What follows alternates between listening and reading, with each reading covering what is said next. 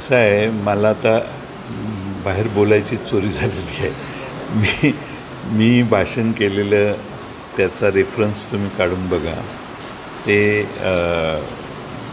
शक्तिपीठ रस्त्याला विरोध करण्यासाठी जो मोर्चा आलेला त्यांच्यासमोर मी भाषण करताना सांगितलं की कालांतराने लोक कॉम्पेन्सेशन वाढलं की कॉम्पेन्सेशन घेतात आणि गप्प बसतात.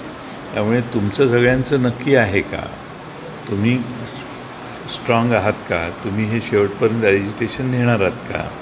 आणि राजू शेट्टींनी हे हातात घेतलं आहे, हा झेंडा हातात घेतला आहे म्हटल्यावर काही काळजीचं कारण नाही.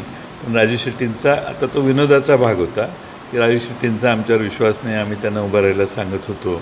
त्यामुळे माझं काही तुम्ही गृहीत धरू नका, खरं धरू नका. तुम्ही तुमचं आंदोलन कंटिन्यू करा, तुमच्या आंदोलनाला आमचा पाठिंबा आहे, अशी त्यातली ही भावना होती. त्याच्यात मी नाराज आहे पासून माझे पक्ष बदलण्यापर्यंत गाडी गेली. आता म्हणून मी विनाकारण सतत रोज खुलासे करणं